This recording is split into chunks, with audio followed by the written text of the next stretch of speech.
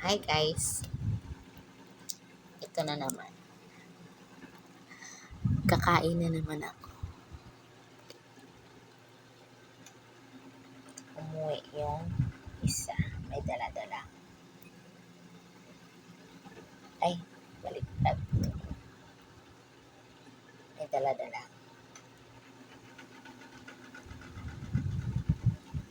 Mara. Ay, Mara. Sorry. Durian. Yes, durian. Kakain ako ng durian.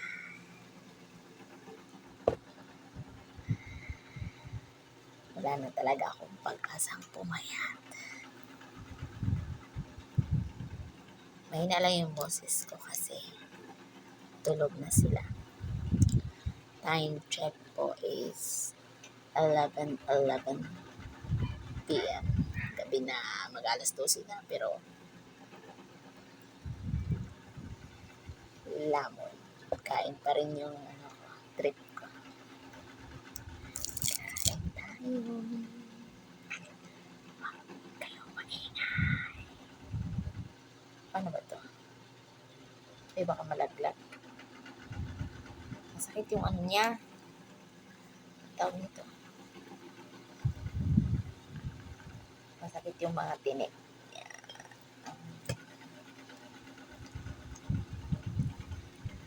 Ay, natatakam ako. Mukha talaga akong pagkain. Parang ang dami kong kinain prutas itong mga nakaraan. Healthy na siguro ako. Ito na.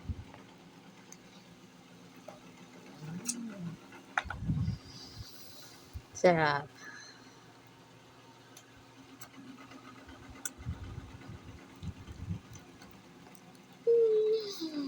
Medyo matagal na rin akong huling kumain ng durian. Kaya,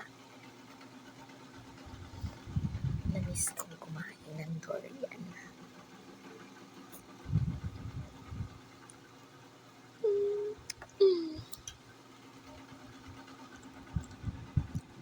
Sarap. Super. Merong iba hindi mahilig dito. Ayaw daw nila nung amoy. Medyo maselan ako sa ibang Pero, okay naman sa akin yung amoy at saka lasa nito. Masarap siya. Para siyang para sa akin, para siyang ice cream. Masyado siyang creamy.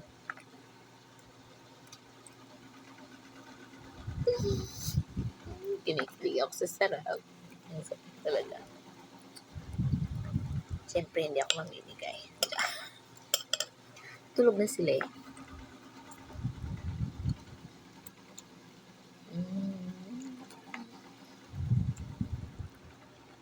Sarap.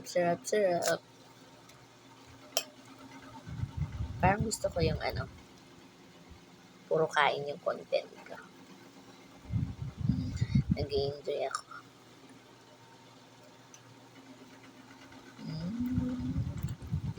Sarap talaga.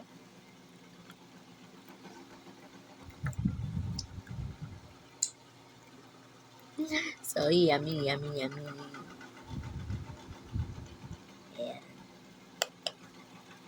Ganito po kumain ng durian. Ganyan. Namnamin mo yung creaminess. Creaminess. Basta, yun na yun. Bisaya ako, kaya intindihin nyo na.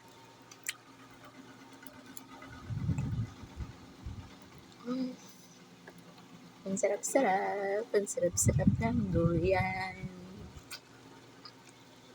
Mahal to eh. Mahal pag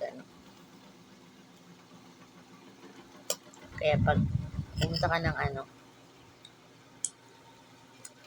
Mindanao, tapos kain ka na marami dun. Ay, hindi pala. In moderation yun. Kasi baka magkanda loko-loko yung natin. Blood pressure.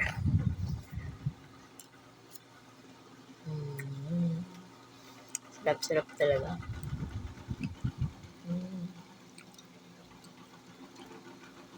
May durian dun sa sa kanila ni Sharp, sa Taguluan. Sa Mindanao, Taguluan.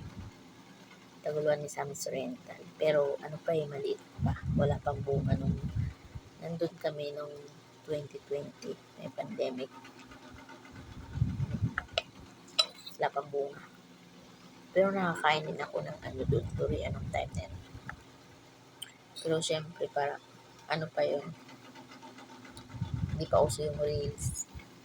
Kaya wala akong video nung habang kumakain.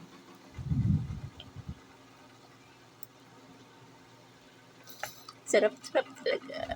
Promise. Pero syempre yung mga ayaw talaga ng amoy, hindi natin mapipilit yun. Parang ako. Ayoko ng hindi ako kumakain ng karning baboy. Kahit yung amoy lang niya. Lalo na yung yung piprito o kaya yung lechon, yung amoy. Parang umiikot sa ulo ko yung amoy, nahihilo ako na para akong nanghihina sa amoy. Ayoko ng amoy. Kaya hindi rin ako kumakain. Minsan nung buntis ako, bumili kami sa karinderya ng isda. Pritong isda. Siyempre, masarap yung kain ko. Pritong isda Ay, prinito pala siya sa mantika ng baboy. Ayun, nakain ko nga siya pero inano ko naman, nilabas din. Hindi siya tinanggap ng tiyan ko. Kaya ayaw talaga. Kaya yung mga hindi rin trip kumain ng durian, hayaan lang din natin. Hindi natin sila pipilitin. Basta ako, kakain ako ng durian. Kasi super sarap. Para siyang ice cream.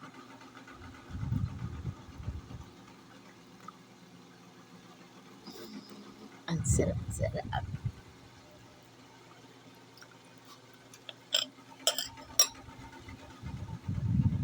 Bye-bye. Yun lang.